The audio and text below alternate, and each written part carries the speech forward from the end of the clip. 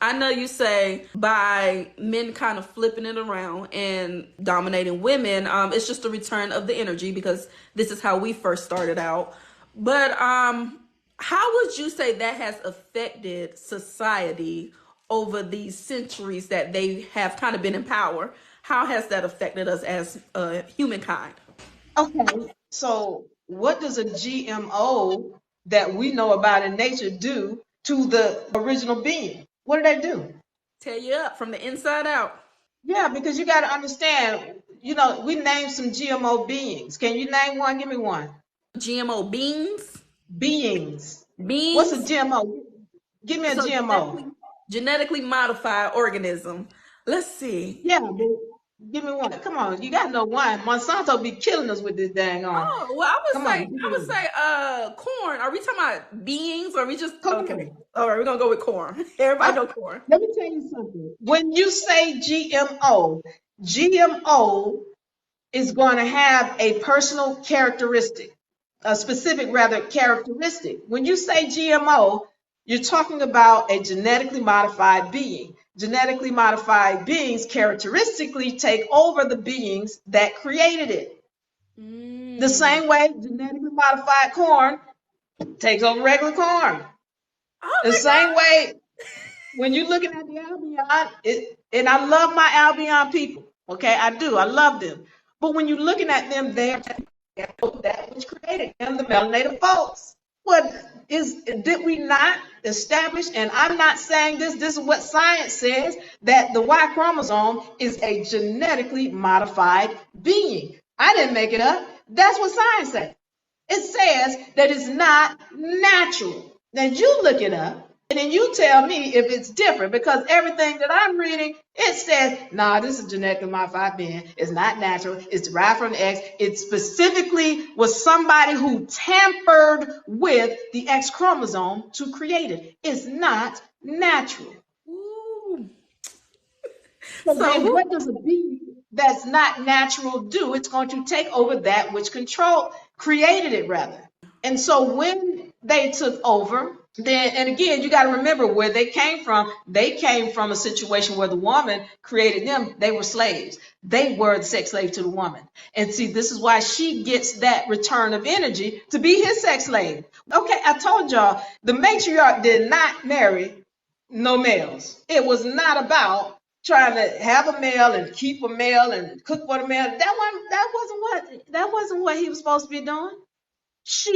Originally he didn't have the rights to read. He didn't have the rights to property, land, wealth, or nothing else. He was a slave. And y'all can see that. Go read the Iroquois Confederacy. Even this back in the 1400s, before Columbus came over here, where it was clearly stated that the woman owns everything. All right. So what happens is, as she's getting her return of energy by universal law, she got it because she put it out. He was her slave, and then she was sleeping with him. She wasn't supposed to. It's just like, remember the Anunnaki? When they created the humans, they weren't supposed to be sleeping with the humans. That was forbidden. And so then they started doing it. And remember, the Nephilim came and the giants of the earth and all. That's because they were doing stuff they weren't supposed to do. The same thing with the woman sleeping with the male, and she wasn't supposed to do that. And this is why I'm going to put this X chromosome to sleep, because you don't have knowledge of self. Yeah. That's another thing that the mitochondria goes into a check on at a certain point during that the child's development, where she's like, oh no, you don't have knowledge of self, because these supposed to be the same chromosomes. If they were the same, then this child is going to be born with all of these powers that are turning on within us right now. No, Jesus was supposedly a virgin birth. What is a virgin birth? That's parthenogenesis. Now I ain't buying that, because there's some other stuff. But if you remember the powers that this character's supposed to have, could walk on water, could do all these other X-Men type things.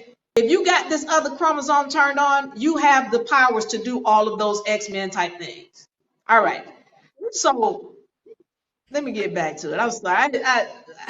So bottom line is this, that we have to keep in mind when we're talking about just understanding who we are in this game. You got to get the molecular side because there's so much going on that we haven't been taught. Not having knowledge of it makes you very, very dangerous to yourself. Yeah. All right. Did I answer your question? He was for war at best. Here you go. Somebody said he was for war at best. Here, go fight. I don't. Oh, I think he's talking about the male that he was for war. That too. Yes. That too. Did I answer your question? I'm sorry.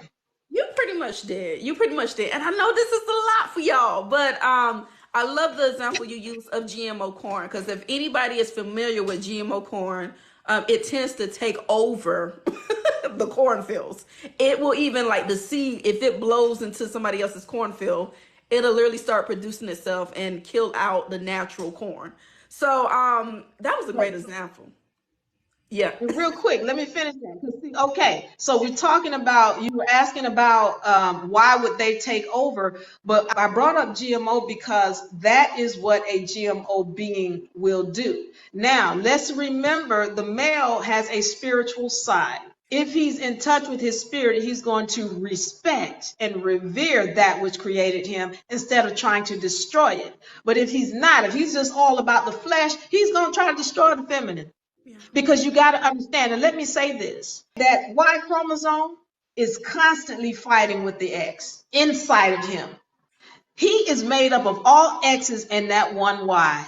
Inside of him, that one Y is constantly fighting with the X. If he's fighting with the X on the inside, what do you think he's going to do physically towards you as a feminine being?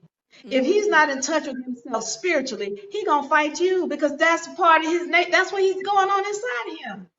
But that's why you want to deal, if you're going to deal with somebody, make sure you're dealing with somebody who's spiritually intact.